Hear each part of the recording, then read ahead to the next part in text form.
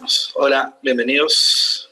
Clase de unidad 4, vamos a hablar sobre industrialización argentina desde la década de 1930 adelante. Bueno, como siempre, gracias por estar y por venir.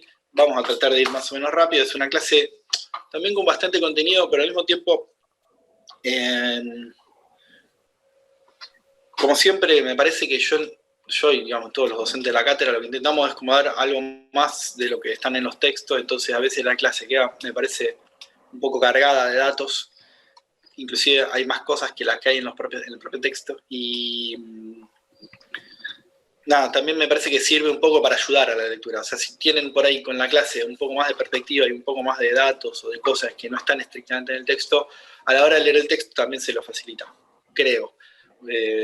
También es algo que tendríamos que charlar y vamos a charlar, si quieren, al final de la clase o en las próximas. Por lo pronto, dice 1946, no, perdón, está mal, empieza antes. Vamos a repasar un poco. Recuerden, vamos a hablar desde la década del 30 en adelante. Esta es la bibliografía, sigue siendo más o menos la misma, que es la que atraviesa un poco la unidad 4, este texto de Ana Laura Vázquez y Gonzalo Abramovich. Y el texto de Susana Torrado.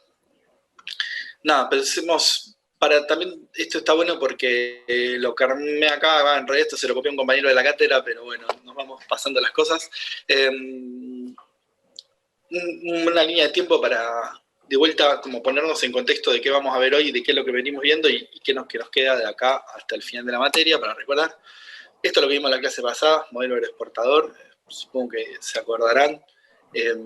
Dedicamos un buen rato, así que espero que lo tengan en la cabeza. Y dice 1880, sabemos que empieza antes, el modelo, digamos, la generación del 80, la constitución del Estado Nacional como más moderno empieza en 1880, pero bueno, no es que no hubiera presidencias anteriores, las presidencias históricas, mi testamento de Llanera son previas, pero bueno, sabemos que más o menos de ahí hasta 1930 también siempre con pinzas y siempre como... nada, siempre teniendo en cuenta que las fechas son indicativas, pero que no son absolutas y que no es que tal día pasó una cosa y se terminó todo lo anterior, y sino un poco lo que les comentaba en la clase pasada, que hay continuidades, siempre hay continuidades, hay rupturas, obviamente, del orden previo, pero esto no quiere decir que se termina con todo lo que... No se termina de la noche a la mañana lo que pasó en 50 años. Piensen que de acá hay 50 años, nada más y nada menos. No podemos pensar que en 1931 se terminó lo que había pasado en los 50 años anteriores. Sigue, permanece, pervive y empieza a convivir en todo caso con lo que viene a continuación. ¿Qué es lo que viene a continuación? ¿Qué es lo que vamos a ver hoy? El modelo de industrialización por sustitución de importaciones. Vamos a detenernos un segundo en el concepto, creo que lo conté la otra vez, pero está bueno siempre volver sobre este concepto porque es clave para entender un poco de qué vamos a hablar. Es un modelo de industrialización. Cuando hablamos de modelo, ¿se acuerdan que lo discutimos qué implica un modelo? Ahora lo repasamos, obviamente, pero digamos, un modelo de industrialización. Esto quiere decir que el centro, el núcleo de la economía va a pasar por la industria y no tanto por el agro. No quiere decir, insisto, en que se termina el agro y nunca más volvemos para atrás, pero el núcleo, y cuando digo el núcleo me refiero a las ideas de los gobernantes, de todos los que pasaron por ese periodo, que es un periodo larguísimo también, de prácticamente otros 50 años. Acá parece más grande, pero en la práctica en realidad es más corto que el anterior, pero parece más largo. Pero son otros 50 años en donde los sucesivos gobiernos, y pensemos que es la época de las dictaduras, o sea, es la época de gobiernos democráticos, interrupción del orden constitucional permanente. Sin embargo, en todo ese momento, digo, y por eso nosotros hacemos un énfasis en la cuestión económica, a la par de la política, pero vemos desde el lado económico, hay una continuidad. Y esto es llamativo, digamos, hay una continuidad entre gobiernos, llamémosle, más populares y gobiernos autoritarios y gobiernos de diferentes signos políticos, porque además es la época del peronismo, obviamente, en el centro de todo esto, y gobiernos antiperonistas, pero siempre con una continuidad de esta idea de la industria en el centro de la economía. ¿Y qué quiere decir? Esto es la industrialización argentina, es esto, el 30 al 76, grosso modo, la industrialización. Y por sustitución de importaciones. ¿Qué quiere decir sustitución de importaciones? Quiere decir que es una industria que lo que intenta básicamente hacer, lo que busca, es sustituir lo importado, reemplazar lo importado. Es decir, Los productos industriales existían en Argentina hasta 1930. No es que no podías comprar o no había nada que fuera industrializado. No vivíamos en una etapa de la edad, no sé, feudal, donde solamente había campo. Había productos industriales. En su mayoría los productos industriales eran importados, es decir, venían de afuera del país. En su mayoría, no todos, también la industria nacional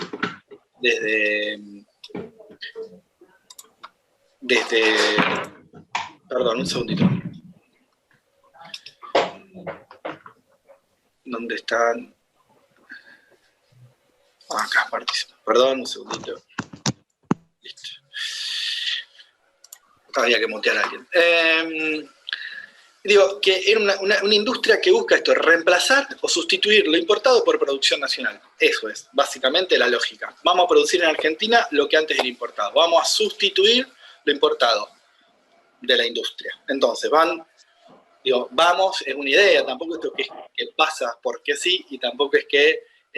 o sea, hay algunas cosas que pasan un poco porque sí, y algunas cosas buscadas. En general, hay una lógica de búsqueda desde los gobiernos, pero no únicamente de los gobiernos, sino desde toda la articulación política, es decir, desde todos los actores políticos de la sociedad. Es decir, las cámaras empresarias pasan a ser lideradas por las cámaras industriales, los sindicatos más importantes pasan a ser los sindicatos industriales, los partidos políticos tienen proclamas y tienen búsquedas de la necesidad de industrializar en sus bases y en sus, ¿cómo se dice?, en sus estatutos, es decir, la industria pasa a ser el corazón de la política también. Entonces, no es únicamente que esto pasó porque sí, y no es únicamente el Estado, quiero decir, no es únicamente el gobierno nacional el que busca la industrialización, sino que hay una sociedad entera, insisto, desde todas estas vertientes, que está pensando en la industria como un modelo de desarrollo, como un modelo económico. ¿Está claro? Entonces, bueno, me parece que esto es como la gran síntesis política económica. Ahora vamos a detallar un poco, pero ahí me parece que va la cuestión. Dentro de esta gran etapa de 45, 46 años acá, podemos ver algunas, llamémosle, subetapas. Y los primeros, la escala acá está bastante mal, porque los primeros 15 años, que en realidad es más corto esto que todo, pero parecen iguales, tenemos una parte más espontánea, es decir, no buscada, una industrialización por sustitución de importaciones no buscada, y una buscada. ¿Qué quiere decir? Buscada y no buscada, quiere decir que justamente en la buscada hay un gobierno, particularmente ahí sí el rol del Estado y del gobierno nacional es intentar industrializar el país, intentar que haya un país cuya producción básicamente sea industrial y no sea agraria. Y antes de eso hay una industrialización no buscada, que va pasando por diferentes decisiones económicas y sobre todo también por un contexto internacional en el cual, a partir de la crisis de 1930, ¿se acuerdan más o menos del crack del comercio internacional, el crack de la bolsa en Estados Unidos, la Gran Depresión en Estados Unidos y la Guerra Mundial, particularmente, hacen que, la Segunda Guerra Mundial, por supuesto, hacen que caiga el comercio, las empresas exportadoras de los países centrales, es decir, las que nos vendían a nosotros, las cuales importábamos, dejan de vendernos y necesariamente empiezan empresas locales a encontrar nichos de mercado, llamémosle, o espacios de acumulación en donde no compiten. O sea, si una empresa, por decir, inglesa o francesa o alemana, que antes de la guerra le vendía a Argentina, deja de venderlo porque entra en la guerra y todo lo que eso implica, bueno, resulta que hay una demanda todavía en Argentina para esos productos. Bueno, ¿quién va a sustituir esa demanda? ¿Quién va a sustituir esa importación? Una empresa nacional. Y eso lo hace medio como siguiendo los mecanismos de mercado, podríamos decir, siguiendo los incentivos, podríamos decir también. Hay una demanda, hay gente que quiere comprar desde productos alimenticios, particularmente, que fue la primera gran industria, pero también la textil. Industrias textiles, alimenticias, se desarrollan en el país. Si no se puede traer textiles importados de Estados Unidos o de Europa, como venían en esa época, bueno, alguien lo va a producir acá. Y a partir de 1946, y sobre todo de 1943, diría yo, con el golpe de la Revolución del 43, pero particularmente desde que el peronismo llega al poder en 1946, ahora vamos a hablar un ratito de peronismo, hay una búsqueda mucho más fuerte. Y esa búsqueda se mantiene, inclusive después de la ruptura del orden constitucional con el golpe de la Revolución Libertadora de 1955, cuando derrocan a Perón. Sigue sigue con el frondicismo, o sea, sigue con el Movimiento de Integración y Desarrollo desde 1958, y sigue durante todas las dictaduras y democracia de los años 60, sigue durante el gobierno de Ilia, sigue durante la dictadura de Onganía, sigue hasta la dictadura del 72, y obviamente es retomada por el peronismo en el 73 al 75, 76, y de eso podemos hablar un poquito al final. Entonces, digo, hay algo ahí que es una continuidad ideológica en lo económico que trasciende las disputas políticas. Y esto es como algo muy interesante porque eso no se vuelve a repetir en el futuro. Digo, no va a volver esta hegemonía, esta lógica de todos queremos lo mismo, que es industrializarnos, deja de existir después del 76. Dentro de esto también podemos ver que hay dos etapas que son más clásicas también, en donde podemos hablar de una ICI fácil y de una ICI difícil, también conocida como una ICI liviana o una ICI pesada. ¿Sí? No coinciden exactamente en el tiempo, porque la ICI espontánea es antes del peronismo, porque el peronismo con el aparato estatal busca justamente la industrialización. Entonces la primera subetapa es pensando con este criterio, es desde el 46 en adelante, cuando asume Perón. Y en cambio, ICI fácil, ICI difícil tiene que ver con qué tipo de industrialización va a haber, y el gobierno que va a dar un salto cualitativo en ese sentido es el gobierno de Frondizi en 1958. ¿Sí? El gobierno de Frondizi va a decir, bueno, hasta acá tenemos una industrialización, pero es una industrialización liviana. ¿Y a qué le llama liviana? A todo lo que nombré, básicamente, a la industria alimenticia, industria textil, y la industria particularmente metálica básica, metalmecánica de productos de consumo masivo.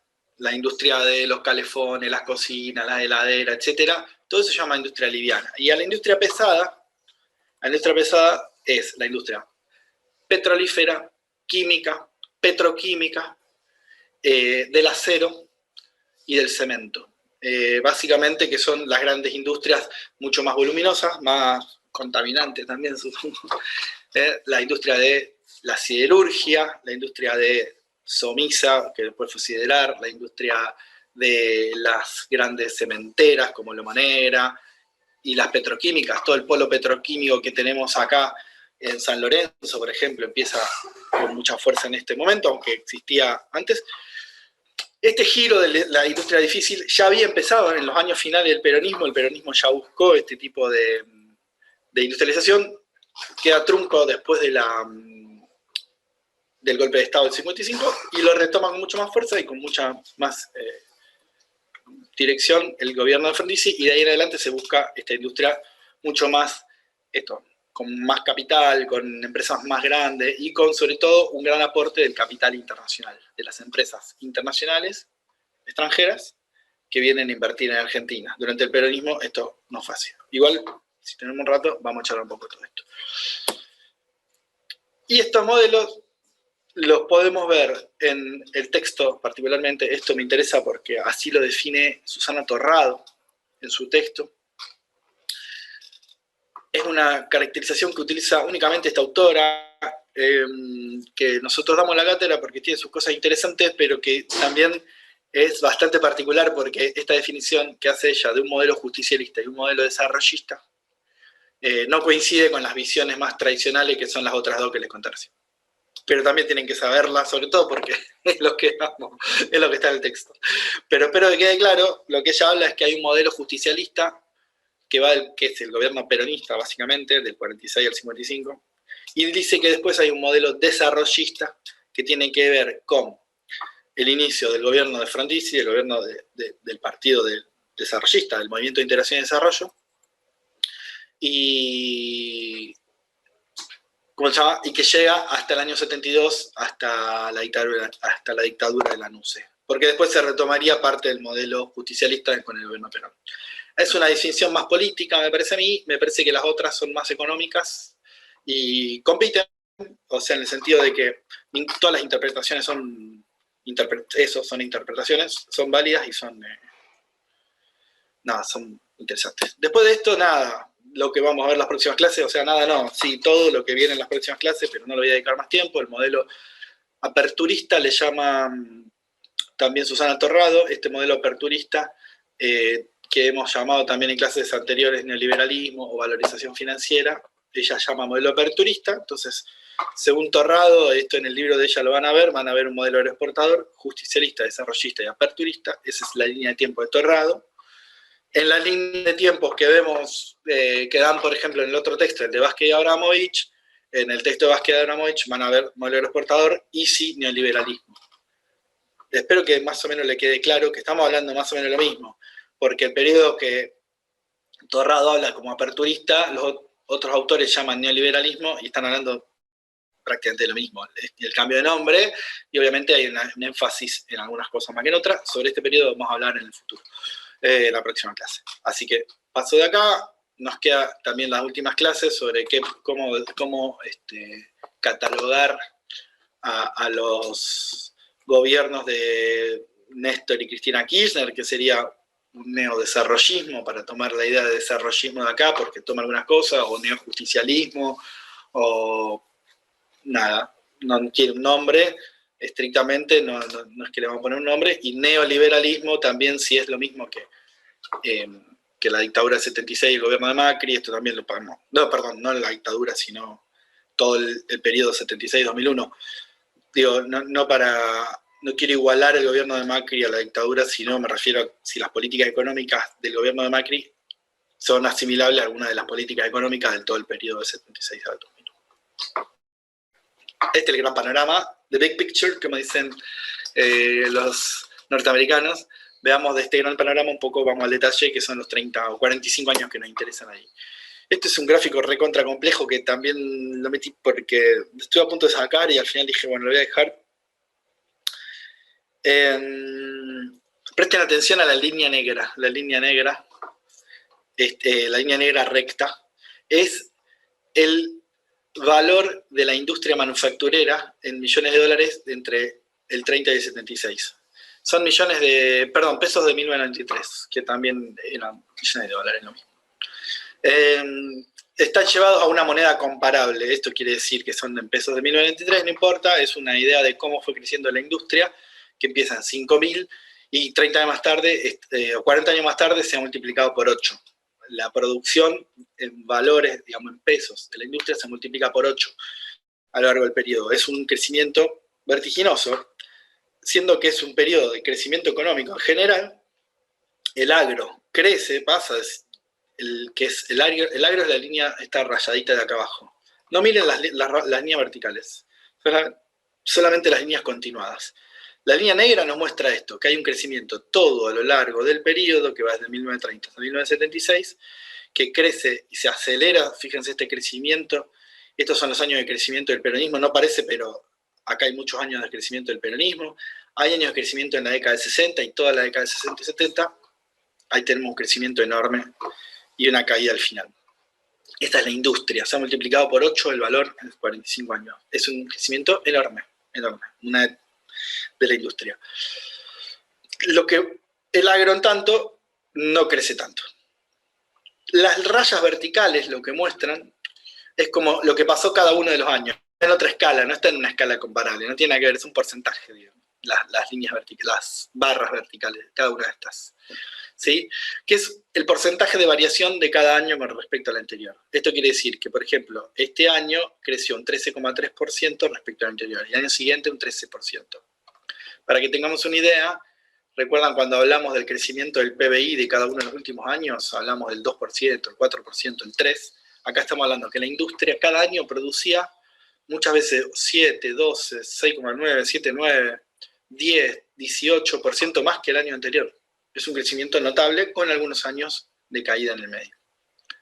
Es, digamos, un crecimiento brutal. Por eso al cabo de 40 años hay una multiplicación por 8 del valor de la industria. Es mucho. Esto para que veamos que efectivamente pasó la industrialización. Esto es la industrialización.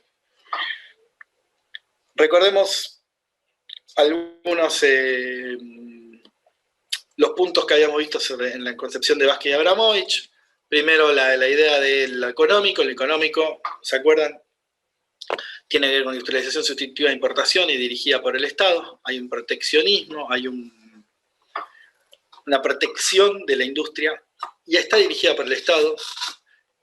esto particularmente es algo que, bueno, ahora voy a charlar un poquito de qué quiere decir dirigida por el Estado, porque no quiere decir una producción estatal estrictamente, dirigida por el Estado.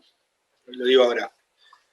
Dirigida por el Estado implica que el Estado tira las directrices, tira las ideas, da incentivos, interviene en ciertos mercados, promueve ciertas cosas, prohíbe ciertas otras, pero no es que el Estado se hace cargo de la producción total, no es una producción a la usanza soviética, digamos, donde el Estado es propietario de todo. No quiere decir eso dirigido por el Estado, sino que es en el marco de relaciones capitalistas, el Estado da incentivos y en algunos casos promueve o prohíbe ciertas actividades, o por lo menos si no las prohíbe, pone impuestos muy altos a ciertas actividades como para incentivar su avance, etc.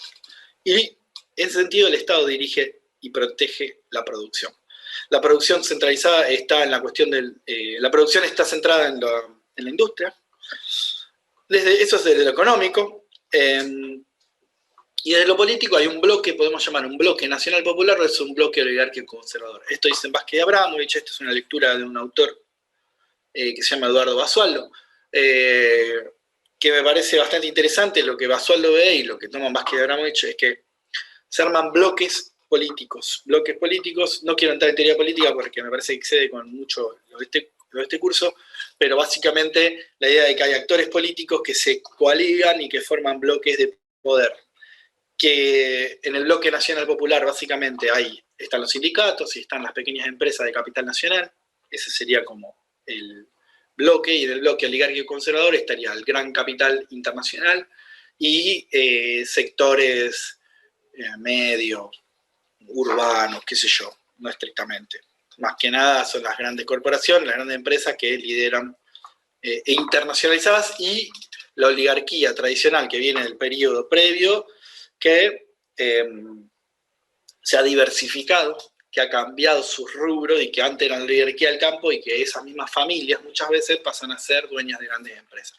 Esas grandes empresas quedarían en el bloque oligárquico conservador, pero muchas empresas nuevas, chiquitas, de capital nacional, las famosas pymes, microempresas, serían parte del bloque nacional popular. Acá cierro porque si no, nos vamos por las ramas a cualquier lado.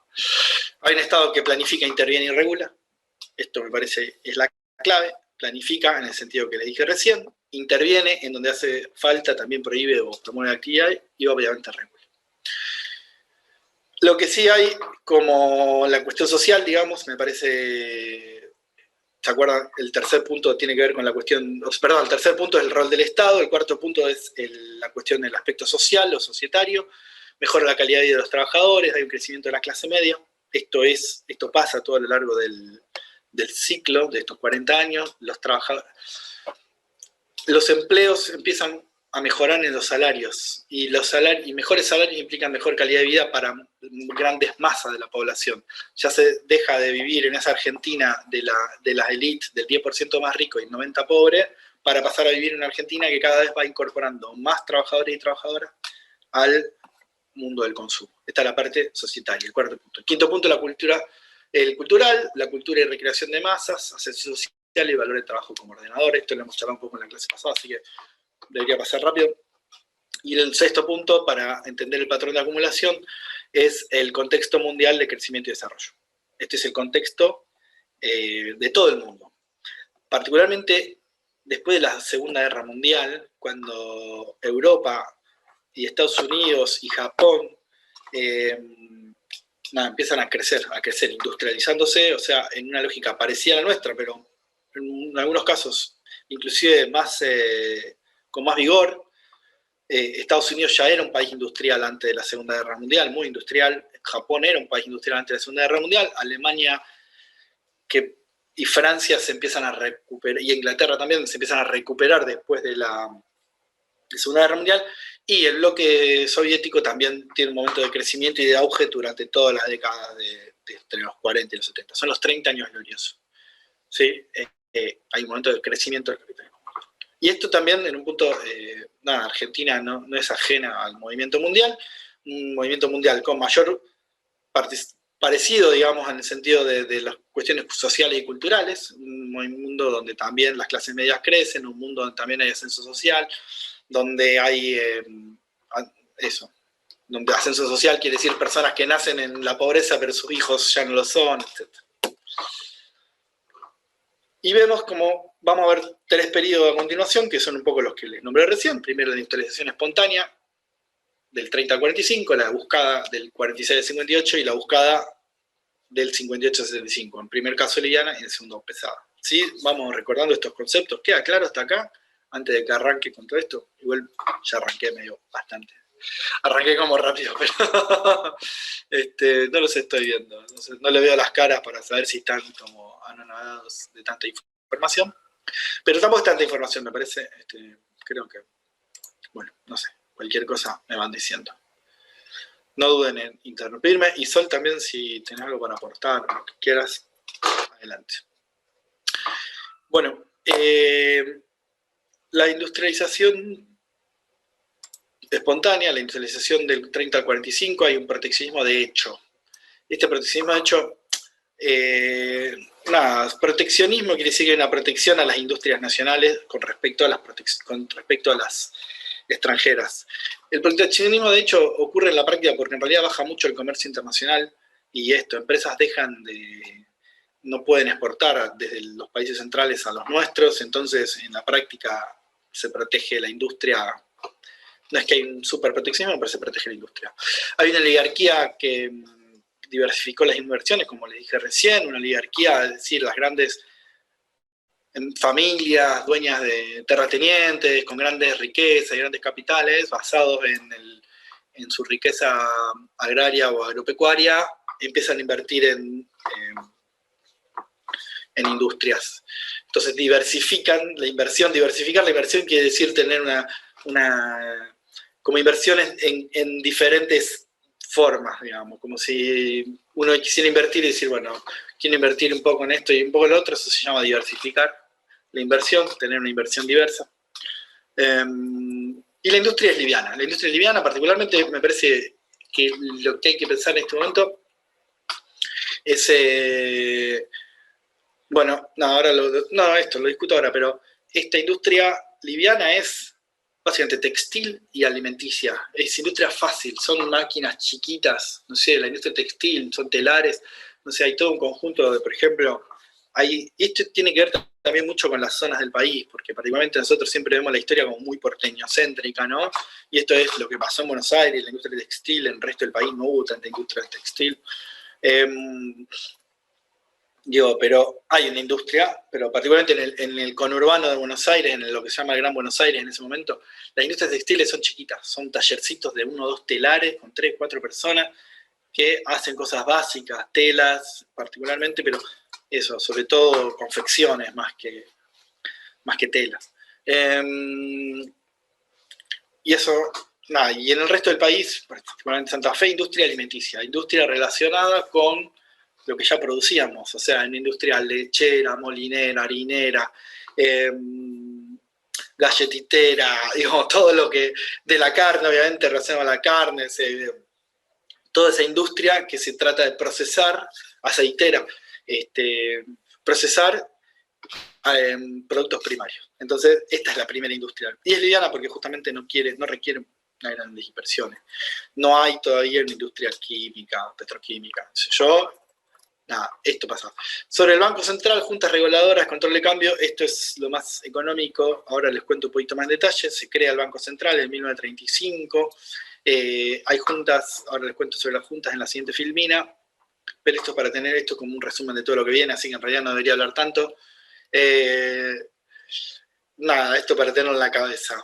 Esto es lo que hay que saber como punto por punto. Ahora lo vamos a discutir, así que lo leo rápido para que no pasarme, pero en la del 46 al 58, que es bien el periodo peronista, política industrial, redistribución del ingreso, desarrollo de la industria liviana, alianza de pequeña y mediana industria con los trabajadores. Ahora lo charlamos. Y lo mismo lo siguiente, política industrial, inversiones extranjeras en sectores estratégicos y un Estado empresario, problemas recurrentes, restricciones externas. Ahora lo charlamos. Vamos a empezar por el principio, porque si no, no arrancamos más. Esto repite lo anterior. Ya está. De la década infame del peronismo, esto me parece, para pensar en los 30 en adelante, hay que recordar el contexto político, digamos, tenemos recuerden, el golpe de Irigoyen en 1930, a partir del golpe, una sucesión de gobiernos militares, hasta que en 1932 empieza la época de proscripción del radicalismo, en donde Agustín P. Justo es el presidente, y Justo tiene un gobierno que empieza a cambiar al compás del contexto internacional. Hay un gobierno que empieza a intervenir en la economía mucho más activamente. Primero, empieza a dejar que entre el capital extranjero ante la caída del comercio internacional, y esto es raro, porque en los 30 hay un aumento del capital extranjero, porque las empresas internacionales dejan de exportar desde sus países y se vienen y instalan la empresa propiamente dicha acá, digamos. Eso ya pasa en la mitad de los 20 y en los 30, no sé si se entiende. Pero una empresa, en vez de vendernos los autos desde Estados Unidos, viene y pone la automotriz en Argentina. Entonces, hay inversiones extranjeras alemanas, hay inversiones extranjeras belgas, hay inversiones extranjeras norteamericanas, por supuesto. Todo esto en la década de los 30. Pero particularmente también ya sobre el final de los 30 y principios de los 40 empieza a crecer la industria nacional. Me parece re interesante, esto se ve en los censos, cuando uno mira el censo del 35, esto ya me voy para la rama un poquito, pero ve pocas grandes empresas, y en el censo del 47, el siguiente censo industrial, se ven muchas pequeñas empresas.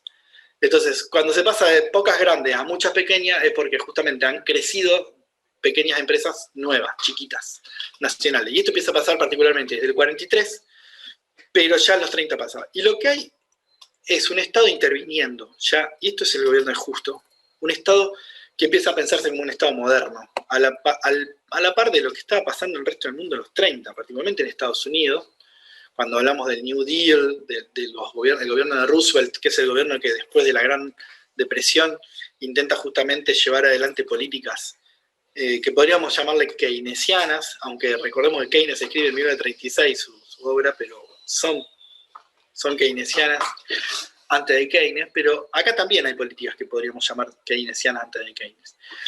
Se inicia la obra pública, por ejemplo, la Red Nacional de Carreteras. Todas las rutas que conocemos hoy, los números de la ruta 9, la ruta 14, la ruta 12, que son las de acá, digamos, la 33, la 34, la ruta de Rosario, pero todas esas rutas se crean y esos números se ponen durante el gobierno de Justo, digamos.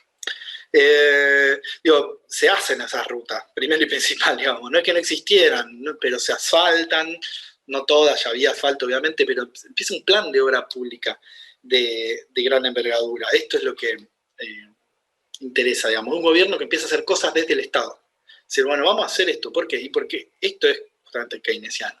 Vamos a poner plata en la economía porque hay desempleo, lo mismo veníamos de la crisis del 30, la misma crisis que también se replicó en Argentina con recesión y con desempleo en la década del principio de los 30, finales de los 20, principios de los 30, después del 29. ¿Cómo se animó de esto? Cuando el mercado no tiene expectativas de inversión, ¿qué hace? Bueno, el Estado invierte. Si el mercado no invierte, invierte el Estado, porque esa inversión va a mover la rueda de la economía, bien keynesiano. Y esto es lo que hace el gobierno de Justo. Y al mismo tiempo empieza a regular y empieza a crear instituciones estatales que se meten en la economía. Se crea la Junta Nacional de Granos, que pone precios mínimos, que garantiza a los productores cierta rentabilidad, que compra y que negocia en el extranjero, aunque esto lo va a perfeccionar el peronismo. Se crea una Junta Nacional de Grano, y esta Junta Nacional de Grano duraría todo el periodo hasta la década del 90, la saca el gobierno de Carlos Menem en 1991 las juntas. Es decir, que todas las juntas durarían 60 años prácticamente. La Junta de Grano, la Junta Nacional de Carne, la Junta Nacional de Yerba Mate, etc. Que son instituciones gubernamentales que ponen precios mínimos para los productores, precios máximos para los consumidores, que ordenan y organizan el comercio y las cadenas de distribución de cada uno de estos productos. Entonces, el Estado ahí, ¿qué hace? ¿Tiene una empresa estatal de grano? No. ¿Tiene una empresa estatal de yerba mate? No. ¿Tiene una empresa estatal, frigorífico estatal? No. Simplemente regula de una manera tal que más o menos los productores organicen la producción. Bien, en cierto sentido. Y digo, puse ahí el contexto internacional retrata la época en el sentido de que también hay que mirar mucho el espejo de lo que pasa en el resto del mundo para pensar en esto. Y en este momento, digo, lo que hay en la década del 30 y hasta los 40 es esta industrialización que va pasando espontáneamente por esto. Porque además hay un aumento de lo que hay una protección a partir del aumento de aranceles, que son impuestos a las importaciones. Entonces, ¿cómo se protege la industria en esta época? Con impuestos a lo importado. Entonces, medio raro, digamos, hay una protección, como estaba en el coso anterior, que lo decía mejor, hay un proteccionismo de hecho, porque no es que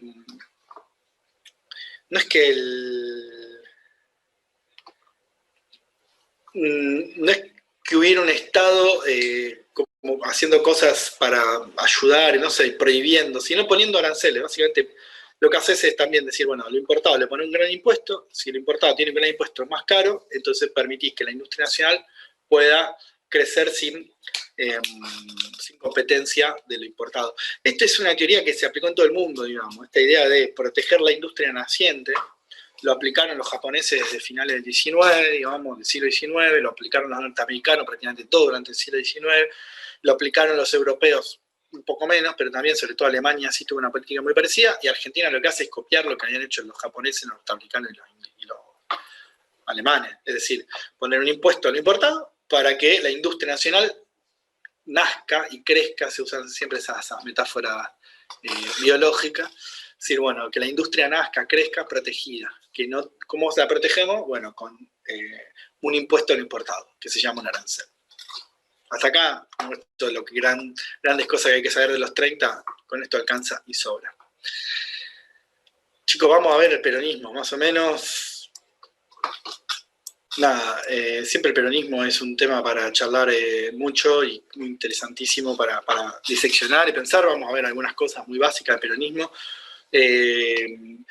Siempre desde el enfoque económico, por supuesto. Esto es un poco lo que, nada, recordemos un poco qué pasaba en esa época, el crack del 29, la Segunda Guerra, y los acuerdos de Bretton Woods, los acuerdos internacionales, donde están las conferencias de posguerra, la creación de lo que ahora se llama Organización Mundial de Comercio, que en ese momento es el GATT.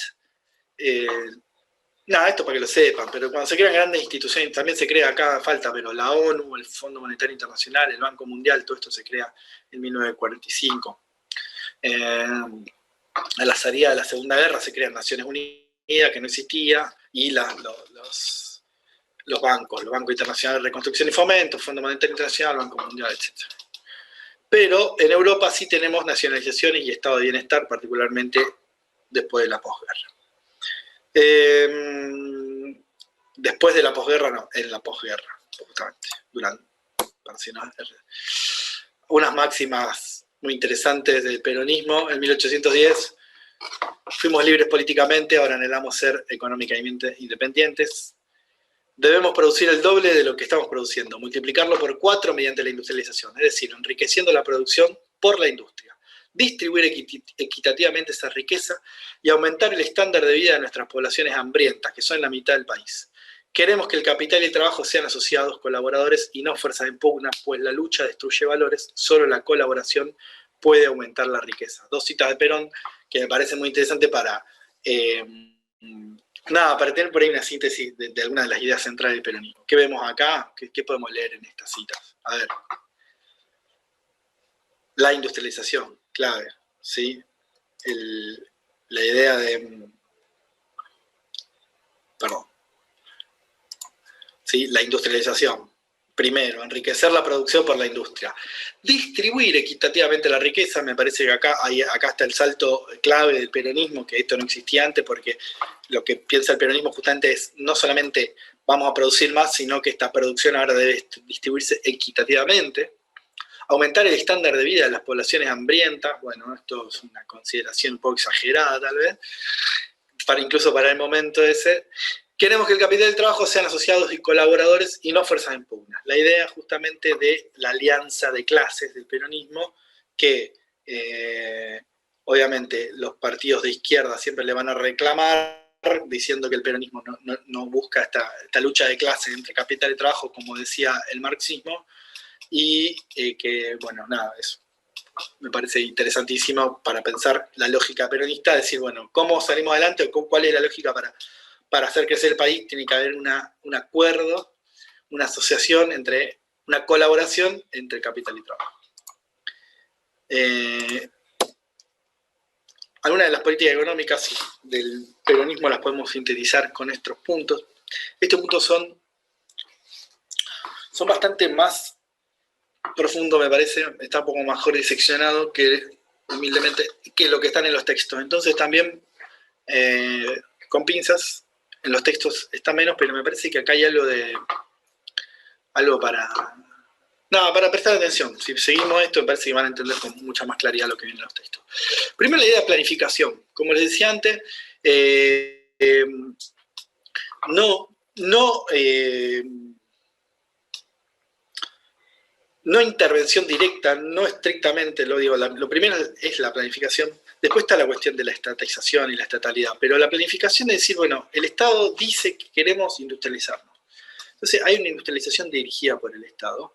Se arman estos planes quinquenales, los planes quinquenales básicamente tiran objetivos y dicen, bueno, son quinquenales porque son de 5 años. En 5 años queremos producir tanto maíz, tanto trigo, tanto lino. En 5 años vamos a,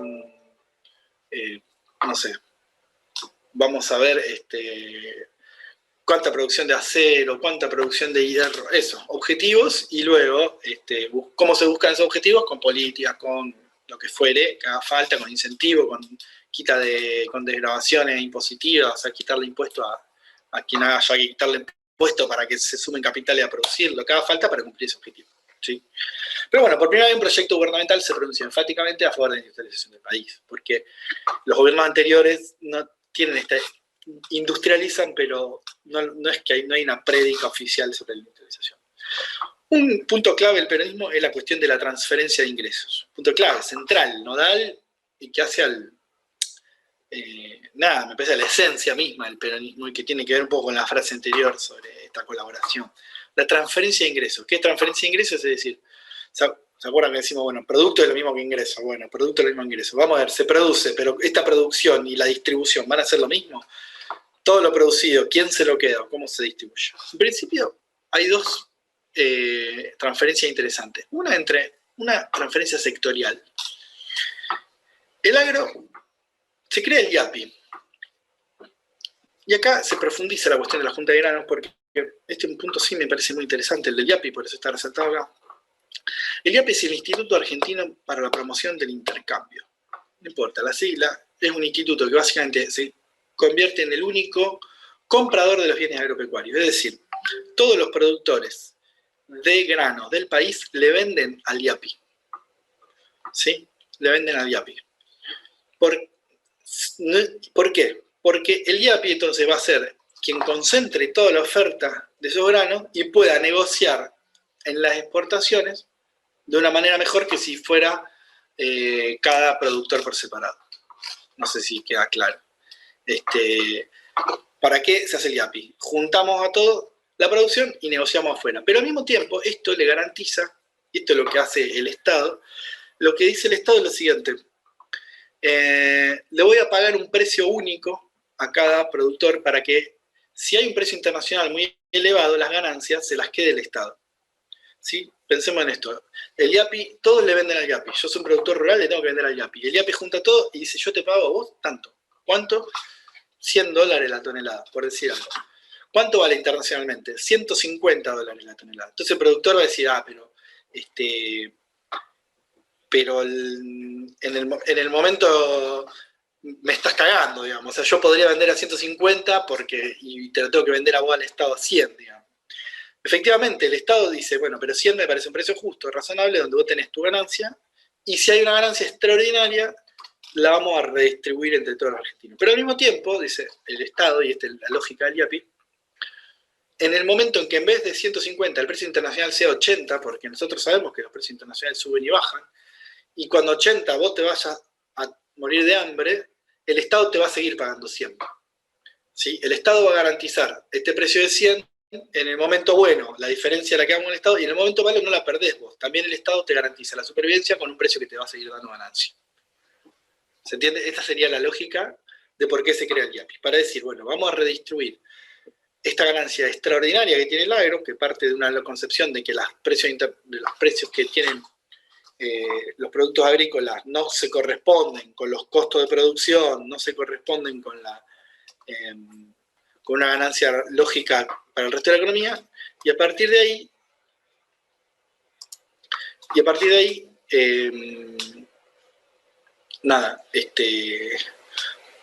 contiene los precios internos, permite desacoplar los precios internos a los internacionales, y eso, y así funciona. Eso en los momentos esa fue la lógica. El IAPI funcionó en los momentos esto iba a decir, ya me acordé. Que la idea de que esa ganancia extraordinaria se traslade de alguna manera a la industria, con subsidios industriales, con plata para crear nuevas industrias, con créditos baratos para poner empresas industriales, etcétera, etcétera. Es decir, sacarle al agro, porque entiende que el agro puede vivir bien sin necesidad de los precios internacionales, y ponerlo en la industria, porque la industria es mucho más, sobre todo, mano de obra intensiva. Es una industria que demanda trabajo y genera más valor agregado, etc. Esta es la primera redistribución. Funcionó un par de años y no terminó del todo bien, no sé, más o menos. Funcionó, digamos. En la época de vacas flacas también logró pagarle, sobre todo en la sequía que hubo en el 59, en el 52, funcionó. Y la segunda gran transferencia es la transferencia del capital al trabajo. Es la transferencia de decir, bueno, van a ganar más los asalariados, con una política social, primera y principal, o sea, con una ayuda social directamente, una creación de un mercado interno, creación de trabajo, digamos, esta idea de que haya cada vez más empleo, más trabajo, y el Estado interviniendo también en algunas empresas, poniendo plata, dando crédito, etc. Y estos salarios mínimos con convenios colectivos de trabajo, sueldo anual complementario, o sea, el aguinaldo, vacaciones pagas, el estatuto del peón rural, que aumenta sobre todo mucho los derechos y los salarios rurales. Entonces, bueno, decir tiene que haber salarios mínimos, etcétera, que es una cosa que no existía hasta ese momento. El sostén social del peronismo, voy más rápido porque si no voy a llegar. El sostén social del peronismo fue un apoyo se apoyó en las pequeñas y medianas empresas nacionales, en los sindicatos. Hay una estatalidad importante también, o sea, hay un Estado que nacionaliza los servicios públicos, particularmente los ferrocarriles, nacionaliza a partir de cobrarse la deuda que tenía con Inglaterra, pero también se nacionaliza el gas, los teléfonos, y se pone el Estado al servicio de la industrialización y de la redistribución del ingreso, un poco lo que decíamos.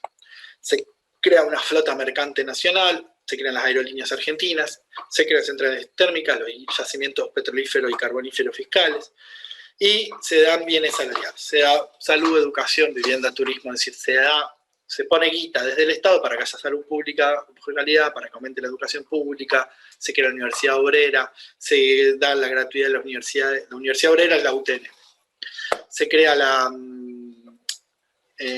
se da la gratuidad en las universidades públicas, hay un montón y eso es todo bancado por el Estado, básicamente. Impuestos progresivos, básicamente, una ampliación del sistema de jubilaciones que siguió siendo bastante mínimo. El sistema de jubilaciones crece mucho durante el peronismo, es un sistema que fue creciendo a lo largo de los años. El peronismo le da un gran salto con respecto a lo que era, que prácticamente era muy, muy poco inexistente, y por algunas profesiones solamente había jubilaciones en ese momento. Y se crean diferentes tipos de bancos especializadas, la banca de crédito, por ejemplo, industrial, y hay una cosa que es la nacionalización de los depósitos, pero no me voy a meter, simplemente para que no sepan, no viene nada. Los tipos de industria ya se los dije, que no necesita esto. La promoción industrial ya se las dije también. Es como me fui adelantando a lo mismo que ya creí, no sé yo.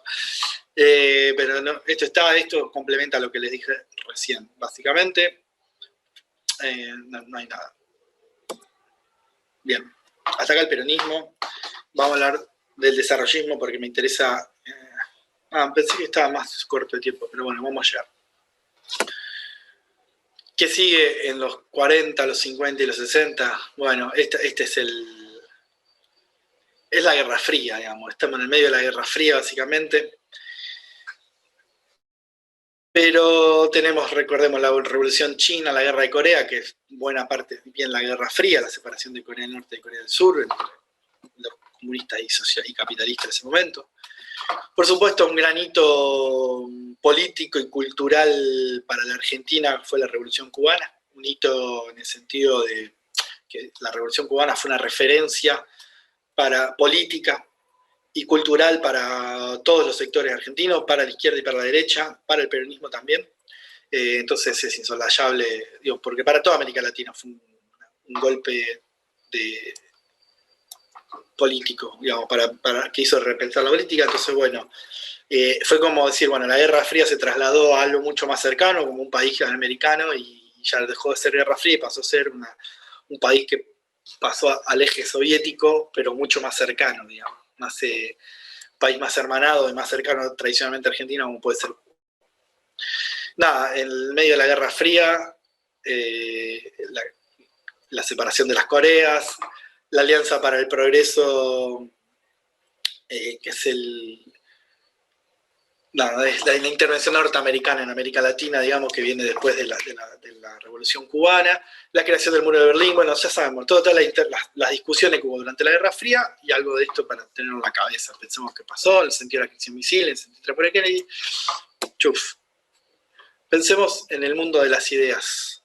Esto me parecía interesante.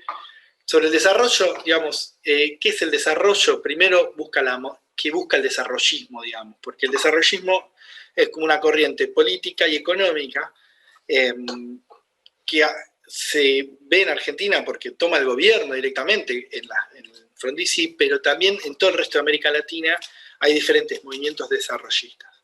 Y Argentina no es ajena a eso. Entonces, ¿qué busca el movimiento desarrollista? Primero pensemos en las ideas. El desarrollo económico se puede lograr, dice el desarrollismo, primero educación y ciencia, como, bueno, y la idea de la necesidad de educación, la ciencia, tecnología, como para poder llegar al desarrollo. El desarrollo económico solo se puede lograr con industrialización, y esta es la clave también del desarrollismo. Ellos dicen, bueno, hay que más industria es más desarrollo. Son sinónimos industria y desarrollo para el desarrollo.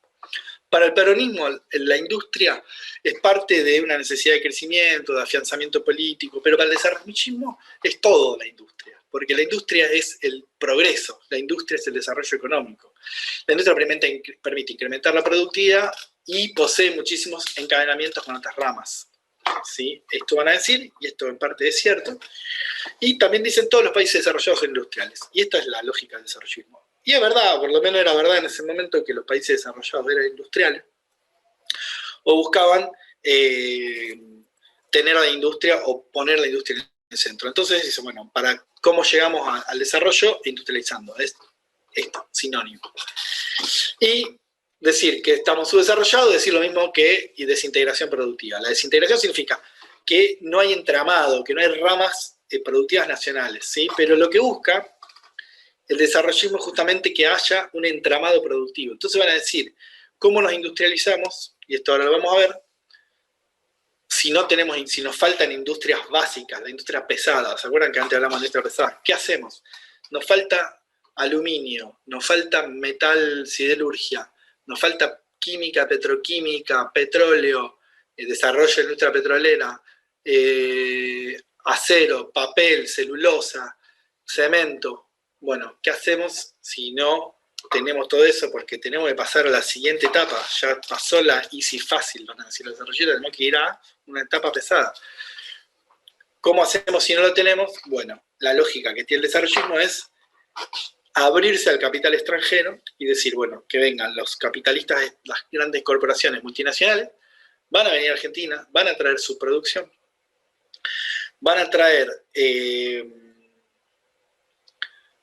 la tecnología de punta, y esta tecnología de punta va a formar producción nacional. ¿Por qué? Porque hay que proveerle, va a venir una empresa productora de tractores o productora de automóviles o de motos, Argentina. Buenísimo. Esta empresa productora de tractores va a necesitar productores locales. Esta es la lógica. Entonces, bueno, lo que tenemos que lograr es que venga la empresa que produce los tractores, pero que acá en Argentina haya un montón de proveedores que necesite poder proveerla, y para eso van a tener que hacer desarrollo tecnológico, para eso van a tener que estar a la altura de las circunstancias, van a crear empleo, van a crear trabajo, van a producir más valor agregado, etcétera, etcétera. No sé si se entiende esta idea, me parece que esa es la lógica del desarrollo.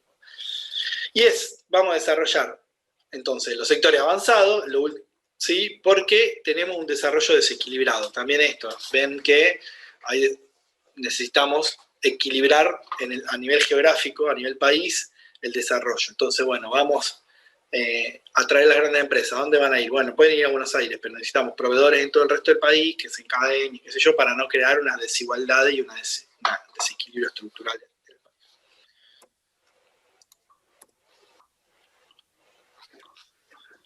Al mismo tiempo, hay una cuestión, una idea de industrialización tardía. El Estado debe acelerar el desarrollo para recortar la brecha con los países desarrollados. ¿Qué vendría a ser esto? Es, Argentina, como yo les había dicho, hay países que ya se industrializaron. Por eso, como les decía, Japón, Alemania, Estados Unidos ya eran desarrollados. Bueno, nosotros somos países de industrialización tardía. Tenemos que hacer un catch-up. Tenemos que agarrarnos y saltar y llegar a recortar esta brecha, esta diferencia con los países desarrollados. Y para esto el Estado debe dirigir la industrialización con políticas industriales y públicas. ¿Se entiende? O sea, la lógica del desarrollismo es, hay países desarrollados y hay países subdesarrollados. Esta sería como la premisa básica. Y nosotros somos ahora subdesarrollados, pero queremos ser desarrollados. ¿Cómo hacemos? Vamos a industrializarnos. Pero partimos de una industrialización que es tardía, ya están industrializados los otros. Entonces hay que acelerar el desarrollo y para esto tenemos que recortar la brecha con los países centrales. Y finalmente, el sexto punto tiene que ver con que el desarrollismo también entiende que hay una restricción externa. A ver, el crecimiento está determinado por flujo de divisa y estructura.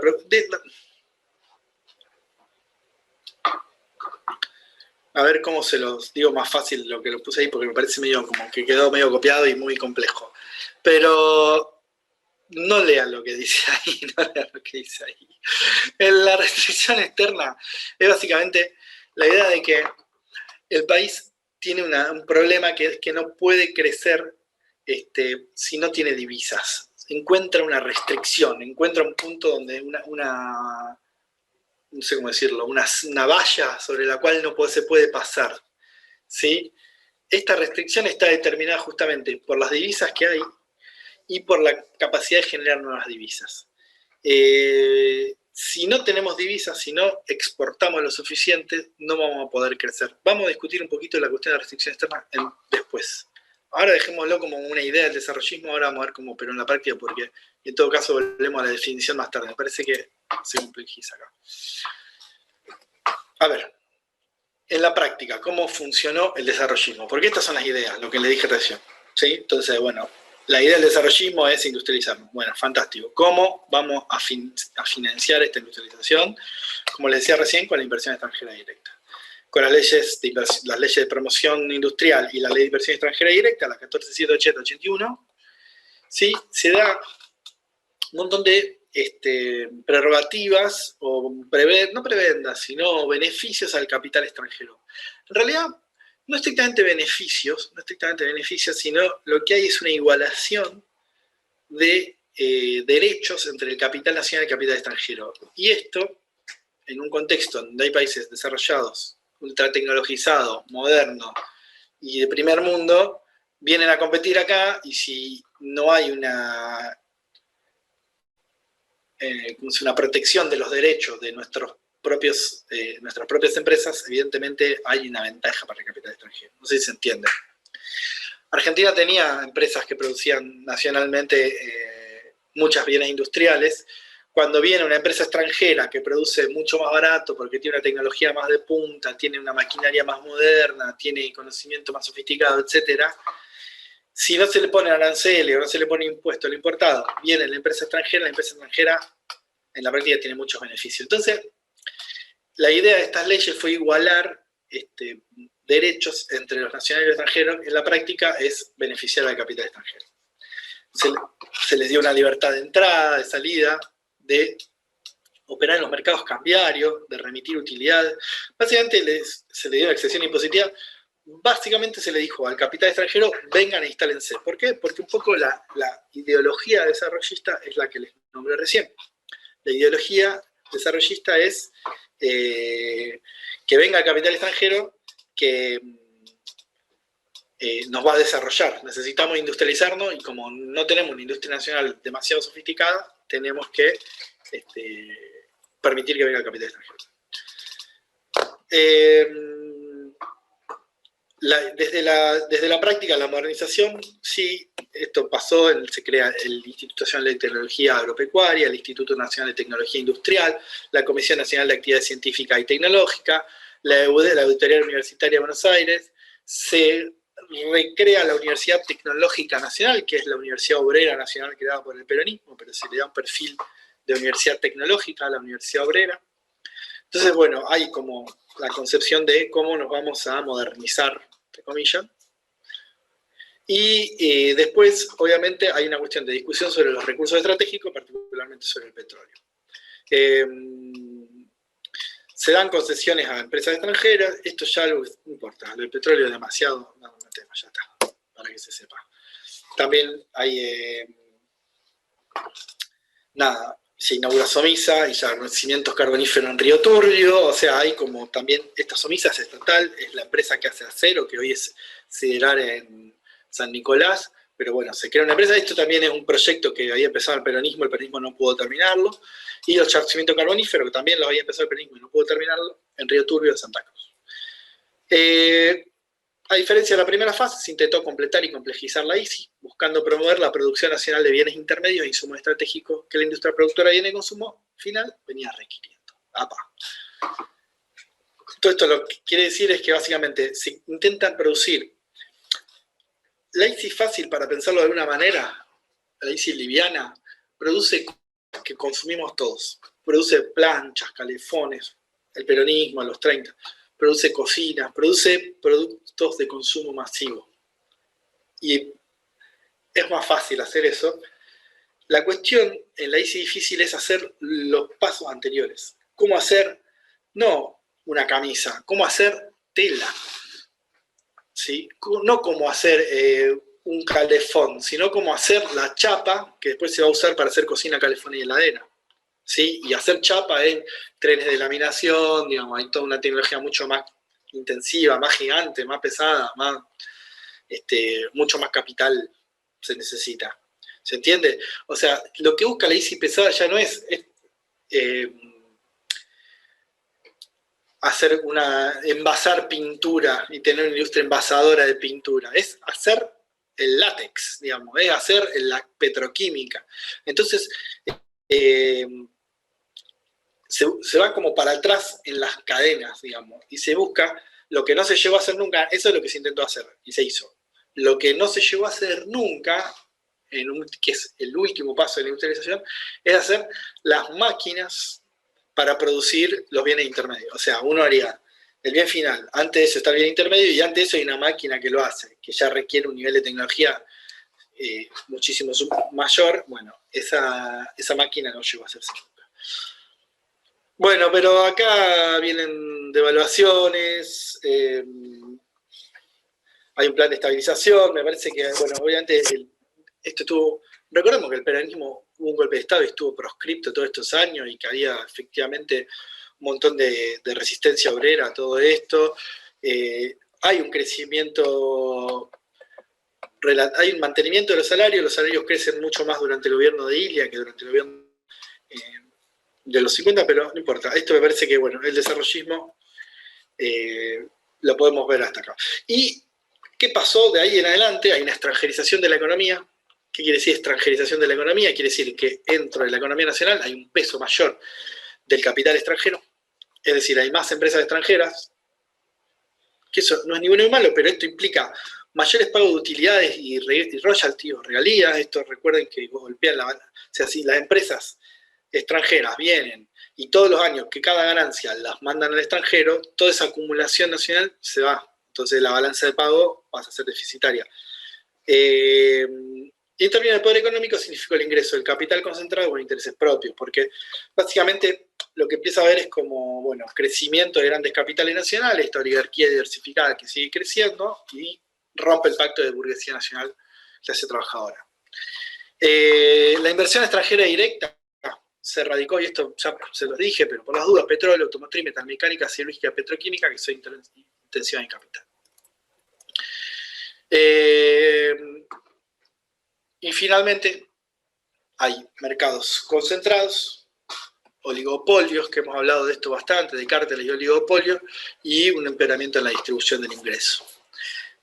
Particularmente esto durante los años 60, sin embargo, a finales de los 60, el salario recupera, y después del cordobazo, y ya en los 70, ya durante el peronismo, los trabajadores, en un contexto en donde los salarios industriales eran altos, y los salarios en general en promedio eran salarios buenos, digamos, todos estos años, mejoraron sobre los finales de los 60 y 70.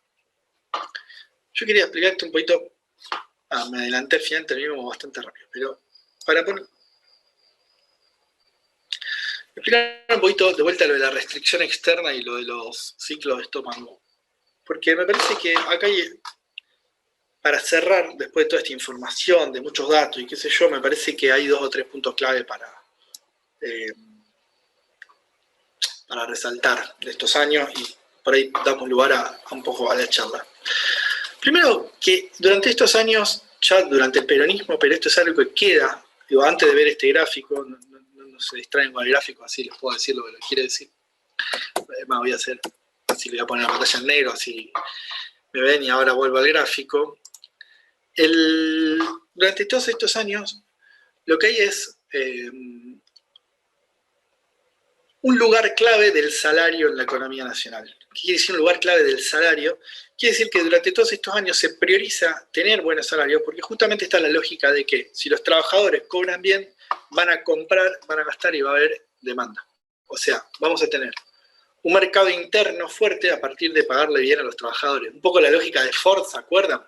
Pero llevada a nivel no de un empresario, sino a nivel de un consenso social grande. ¿Se acuerdan que al principio yo les decía, 40 años de cierto consenso social? ¿Cuál es ese consenso social? El consenso es que los salarios son importantes, los salarios altos son importantes. El consenso es que el salario no es un costo, sino que es la fuente de la demanda efectiva, por usar un término más keynesiano. ¿Se entiende esta idea? Digo, ¿por qué hay que pagar buenos salarios? Porque si pagamos buenos salarios, los trabajadores van a consumir mucho. Y si consumimos mucho, vamos a tener industria. Y si tenemos industria, va a haber más crecimiento y va a haber más venta. Y si hay más venta, hay más trabajo y hay mejores salarios, y hay un círculo de crecimiento permanente. Entonces, la lógica es, el salario es la fuente de la demanda. Porque el salario es siempre una dualidad, digamos, en el capitalismo. Y esta dualidad siempre está en tensión, porque pagar un buen salario también implica tener un mayor costo para el empresario. Es obvio. O sea, si yo soy empresario y tengo que pagar mejores sueldos, voy a tener mayores costos y voy a bajar la ganancia. Entonces, hay una tensión ahí. ¿Se entiende esta tensión? Digamos, ¿el salario es un costo o es la fuente de la demanda? Es las dos cosas. Pero por momento,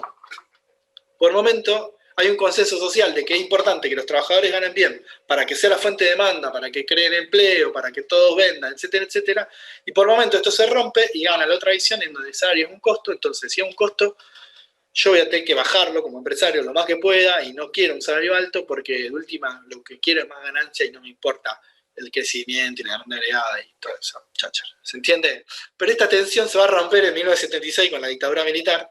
Se va a romper fuertemente porque lo primero que hace la dictadura militar, me adelanto un poco a la próxima clase, pero lo primero que hace la dictadura militar es bajar violentamente los salarios en 2 meses, de una manera que prácticamente moldeó los años siguientes de toda la dictadura militar, y diría los años hasta el año 2001 inclusive. Entonces, o 2002, entonces, digo, esta tensión entre salario como costo y salario como fuente de demanda es uno de los ejes clave de análisis económico de todo el... Yo diría de la historia argentina, pero me parece sobre todo en ese debate es durante este primer punto. Y me parece que me parece re interesante, porque además me parece que es una discusión que siempre está vigente, digamos, qué nos importa más como sociedad y cuál es el consenso que podemos lograr respecto de esta variable económica clave. Eso primero. Y lo segundo sí es volver a mostrar un poquito qué significó esta idea de la restricción externa, porque también es algo que sigue vigente, digamos. La restricción externa es justamente el límite que encuentra la economía al momento de crecer Y es un límite donde decir, bueno, no se puede crecer indefinidamente en un país como Argentina porque llegamos a un tope de crecimiento.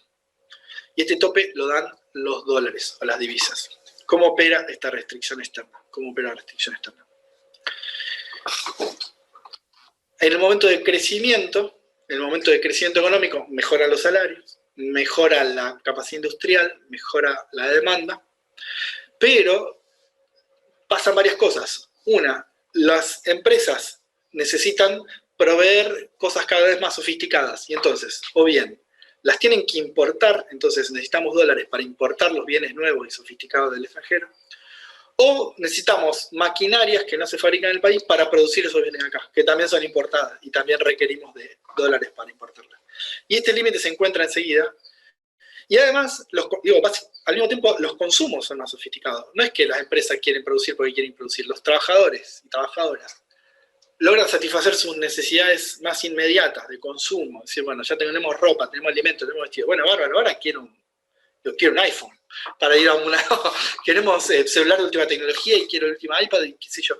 Digo, para irme ya no del peronismo, pero para pensarlo en cosas concretas. Digo, los trabajadores comen, bueno, buenísimo. Pero hay un momento donde hay la necesidad de consumir bienes que no se producen acá. Entonces hacen falta dólares para importar esas cosas. Y hay momentos donde Argentina se queda sin dólares porque no tiene exportaciones suficientes para garantizar esos dólares. A esto se le suman algunos procesos simultáneos. Si tenemos un montón de empresas extranjeras que que todos los años remiten sus utilidades al exterior y no reinvierten en Argentina, necesitas dólares para eso, que es un gasto que no es que es un gasto, es parte de la economía. Por estar extranjerizada, necesita dólares para eso. Si hay un aumento, no sé, del turismo internacional, parece una pavada, pero en algún momento ha significado muchos dólares, ese aumento del turismo internacional. Si la gente ahorra en dólares en vez de ahorrar en pesos, esto ya es algo más concreto, más actual, necesitas dólares para eso. Y esto genera que en algún momento el crecimiento lleva a todas estas cosas. Más crecimiento y mejora de la calidad de vida. Buenísimo. La gente empieza a irse de turista al extranjero, la gente quiere el iPad, la gente ahorra en dólares. Las empresas extranjeras necesitan capitales que todavía no tienen y necesitan importar maquinaria más sofisticada. Todo eso pasa al mismo tiempo y te encontrás con una barrera. Y esto pasó. Entonces, cuando llega a esa barrera, básicamente te quedaste sin dólares. Y la única solución cuando te quedaste sin dólares es encarecer los dólares. Lo que se llama una devaluación. Cuando viene la devaluación, el dólar pasa de valer, por decir, 100 pesos, pasa a valer 150 pesos, el dólar se hace carísimo, chao, no te compras nunca más ni el iPad, ni la computadora, ni te vas de vacaciones al exterior, ni ahorras en dólares, ni un carajo, porque ahora el dólar vale cualquier guita. ¿Sí? Entonces, evidentemente, deja de pasar todo eso, pero al mismo tiempo te empobreciste, porque también todo lo importado es más caro, entonces la devaluación pega sobre los bolsillos de los trabajadores, permite recomponer el momento de acumulación y permite volver a crecer. Y este ciclo lo vimos durante todos los años 50 y 60 hasta el año 64, ahora les voy a mostrar el gráfico.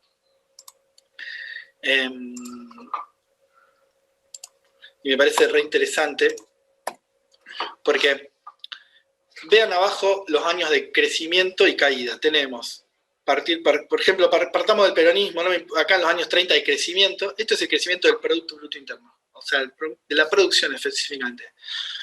Años de crecimiento, 1, 2, 3, caída del PBI. 1, 2, caída. 1, 2, 3, 4, 5, 6, caída del PBI. 2 años, caída del PBI.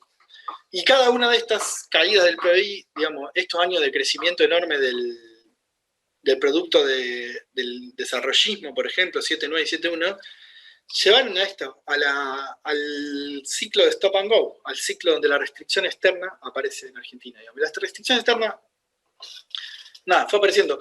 El momento en donde, de todos modos, se había logrado como estabilizar esto, digamos, que es la época de mayor crecimiento de la historia argentina, es el año 64 en adelante. Todos los años, que no son años particularmente buenos desde muchos aspectos, fueron años de dictadura militar. No es para idealizar ese momento, ni mucho menos, sino, qué sé yo, para pensar un poco. Y esto se interrumpe en el 76. Entonces, ya el 75 se interrumpe. 64 son los 10 años consecutivos de crecimiento económico. A esto Y sobre todo, ¿para qué voy con esto? Quiere decir que las industrias, después del peronismo, y con esto cierro, donde se hicieron grandes inversiones y el Estado generó grandes infraestructuras para permitir la inversión privada, y después de las inversiones extranjeras, del desarrollismo, que permitieron la entrada del capital extranjero y desarrollaron grandes áreas económicas que no existían, en ese momento, en esa conjunción de esos dos modelos, la industrialización argentina estaba despegando. Y realmente había llegado un momento de madurez.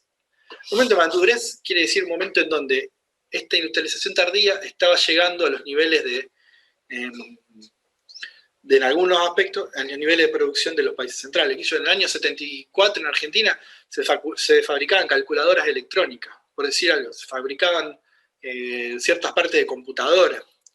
Quiere decir, había un desarrollo de la electrónica y de la industria que nos ponía en la vanguardia mundial, en algunos aspectos sobre todo. La industrialización estaba lejos de estar terminada, sin embargo, esto fue la excusa, como el año 75 fue un año bastante malo, fue en buena parte también medida de la excusa de los planes de gobierno de la dictadura militar que vinieron a romper con la industrialización. Pero la industria argentina durante todos estos años había crecido y el Producto Bruto, digamos, Argentina tenía un sendero de crecimiento más o menos interesante, que empezó a pasar en la conjunción de estas inversiones del peronismo y las inversiones extranjeras del desarrollismo y que llevaron a que los 60 y 70 tuviéramos este crecimiento. Esto lo viene a romper la dictadura militar con la excusa de que estaba agotada la industrialización argentina. Muy por el contrario, yo creo que no solo no estaba agotada, sino que estaba en el momento de un despegue hacia tecnología de mayor calidad y que hoy por hoy, si quisiéramos recuperar, es muy difícil, digamos, pensar de vuelta en... No es que no es imposible y se puede en algunos sectores, pero hay que ser mucho más específico. No sé si se entendió esto último, pero me parece como interesante para pensar que, digamos, que estos ciclos de stop and go se habían logrado superar, que la restricción externa en ese momento se había logrado superar, la industrialización había llegado a una madurez muy importante y la dictadura militar viene a romper con todo eso. De eso vamos a hablar bastante porque lo que nos interesa mucho el proyecto económico de la dictadura militar, más allá nada, no vamos a meter en la cuestión más política, obviamente, algo siempre hay que decir, pero eso me parece como clave para la lectura de lo siguiente. Nada, yo ya hablé 1 hora y media y dije un montón de cosas y no sé qué opinan, no sé, qué sé yo, si quieren interrumpirme, quieren contar algo. Sol, si quieres opinar sobre algo, bienvenida. Alguien que tenga comentarios, dudas, algo que no haya quedado claro.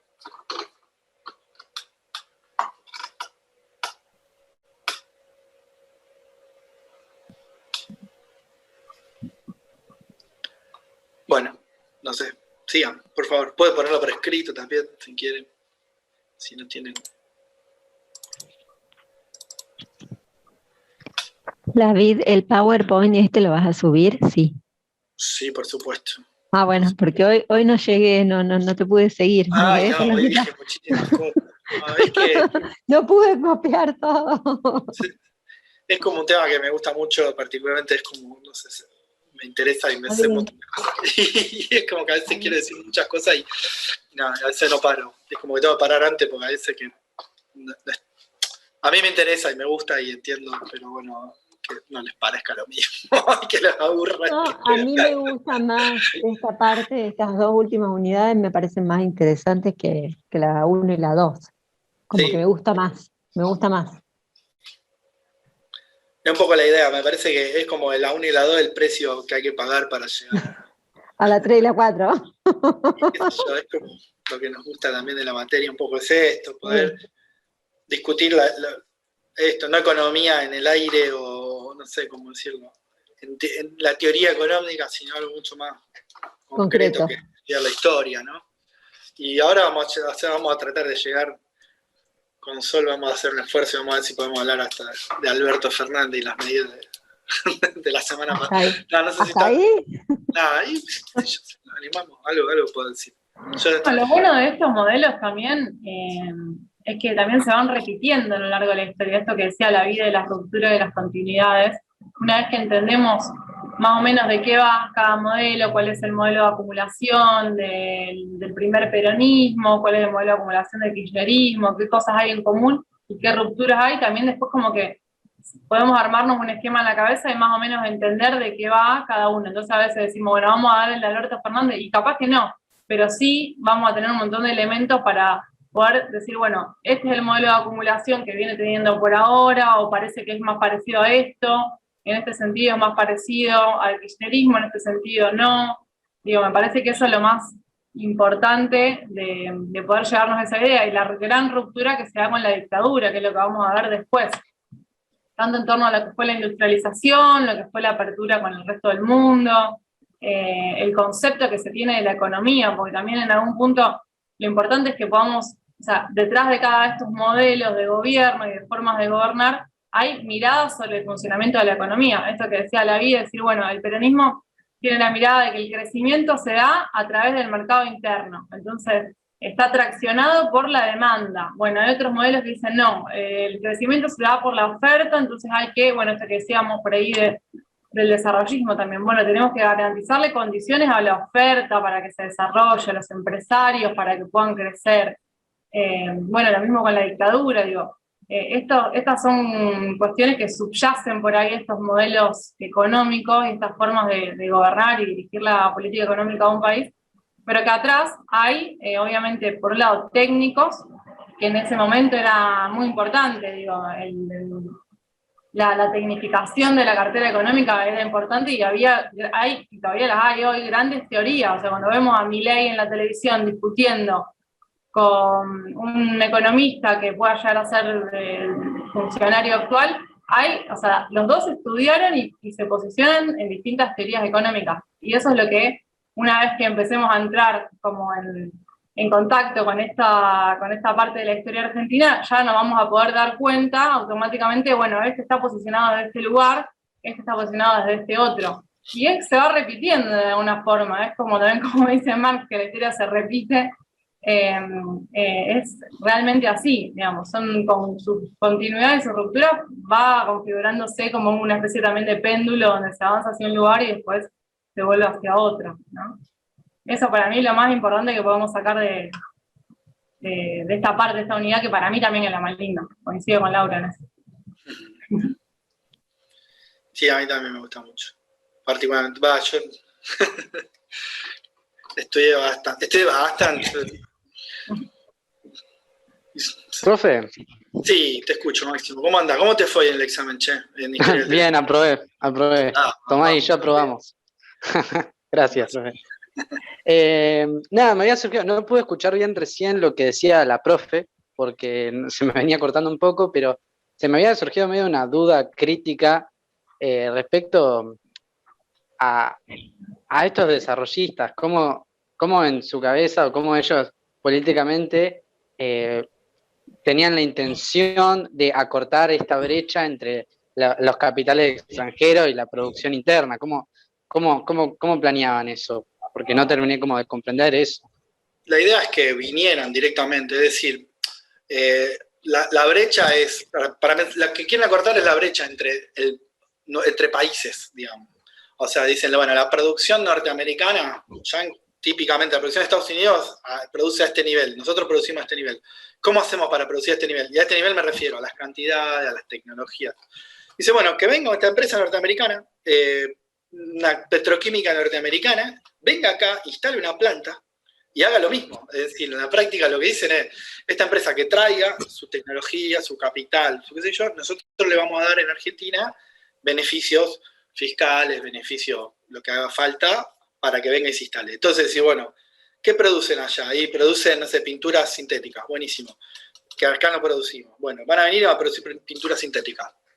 Ya está, las hacemos. ¿Sí? Nos asociamos al capital extranjero y nos desarrollamos con ellos, digamos. Porque en definitiva, la idea es, bueno, ellos producen acá, pero bueno, para producir esa pintura, ¿qué necesitan? Necesitan petróleo refinado, no sé qué, bueno. Vamos a tener que poder proveerles ese. Entonces eso va a necesitar un proveedor de petróleo, va a necesitar un proveedor de lata para la lata, van a necesitar tintes o tinturas, van a necesitar... entonces cada uno de esas va generando como cadenas de producción en Argentina y eso nos va a llevar a que, bueno, en definitiva la producción argentina sea similar a la norteamericana. ¿Se entiende? O sea, la idea es, primero que nada, viene uno y hace exactamente lo mismo. Viene literalmente, viene Ford y hace un Ford. O sea, que el mismo auto que hacía en Estados Unidos lo hace acá. Entonces dice, bueno, ahora, ¿cómo le proveemos a la Ford? Bueno, estamos una empresa acá, cilindro de freno, una empresa acá, bomba de embrague, una empresa acá, caja de cambio, que le va a proveer a la Ford. Entonces, vamos a desarrollar en Argentina proveedores que van a saber, porque necesitan tener la misma tecnología de punta, digamos, la última tecnología de freno, embrague y cambio, por seguir con el ejemplo. ¿Se entiende cómo? Entonces vas generando de a poco encadenamientos. La idea es decirle, bueno, vengan ustedes, traigan su tecnología, su qué sé yo. Eso no funciona tan así en la práctica. En la práctica de esas empresas, muchas de esas cosas las traían inclusive también de sus propios países, con lo cual traían importadas esas cosas. Bueno, eso sigue pasando así, pero en definitiva esa sería la idea. Claro, eso, la producción en sí, la producción a nivel país, ¿crecía realmente? Sí, claro, es el último gráfico que te mostré. Sí, Que decía, claro. empieza a ver, y de hecho todavía tenemos las plantas petroquímicas de San Lorenzo y toda esta zona. Claro, La Ford sigue estando ahí en Pacheco cuando vas para Buenos Aires, General Pacheco se llama ahí, donde está Ford y Volkswagen. Digo, las empresas siguen estando y siguen produciendo autos, la General Motors misma acá en Alvear. Quiero decir, igual la General Motors acá vino muchos años después, vino en la década de 1990, pero había estado General Motors en otro lado, pero no importa, más allá. Quiero decir, sí, y se produce, y es producción nacional. Pensemos cómo medimos el PBI, ¿se acuerdan? Porque en definitiva también es una cuestión de qué queremos medir y cómo lo medimos. El Producto Bruto Interno, ¿qué mide? Todo lo que se produce internamente. ¿Y esto dónde se produce? Acá, interno. ¿Es más PBI? Sí, es más PBI. Claro, sí. No es lo mismo, yo entiendo, o sea, la pregunta también de Máximo, ¿cuál es la diferencia con la producción nacional en términos de industria argentina, nacional? Que esos empresarios después también se llevan las utilidades afuera, digamos, todo lo que es ganancia, sobre todo en un modelo como el que estaba pensado el desarrollismo, y que después no sé si recuerdan que Macri también lo retoma mucho a Frondizi. Es uno de los, o sea, si bien el modelo tiene cuestiones que también son diferentes, porque también el macrismo tampoco tuvo mucho de industrialización, ni siquiera en el sentido de capital extranjero, pero sí cuando Macri ha tenido entrevistas y demás, y si ustedes lo quieren después recapitular ahora teniendo esta información, lo nombraba mucho a Frondizi como un referente dentro de la historia argentina. Entonces hay una ruptura en el sentido de decir, bueno, ahora el capital no es únicamente capital nacional, como planteaba el peronismo, el capital para desarrollar la industria, puede venir de afuera. ¿Cuál es la diferencia? Que esos capitalistas extranjeros se llevan sus utilidades afuera. ¿Por qué? Porque para invitarlos a venir y para generarle condiciones para que se instalen en la Argentina, se libera todo lo que tiene que ver con la remesa de utilidades, con la adquisición de divisa en el mercado de cambio. Digo, se les generan condiciones que sean útiles y de alguna forma configuren un negocio para esos capitalistas, ¿no? En eso sí hay una diferencia. Digamos. Sí, y en la toma de decisiones, porque el problema está en el día que la empresa esa decide irse y se va y levanta campamento y no hay interés nacional, no hay con quién sentarse. Salvando un poco la distancia, pero no tanto, Falabella se va al centro de Rosario y es una decisión corporativa tomada en Chile que afecta a todo el país y no hay con quién sentarse, decirle, che, quédate, si esta empresa le va bien, ¿por qué la cerrás? ¿Qué sé yo? Bueno. Entonces, la cuestión de capital extranjero tiene esos problemas, digamos. Sí, te produce acá, pero toma decisiones en otro lado, lleva ganancia para otro lado. Tiene más problemas. Claro, dentro de eso iba como un poco más mi duda tal vez, pero ya entendí un poco más sobre lo que es el desarrollismo en sí. Bueno, tiramos una idea general sobre el desarrollismo, parece que está bueno. Che, bueno, cortamos porque se están yendo todos y cortamos acá, dejo de grabar.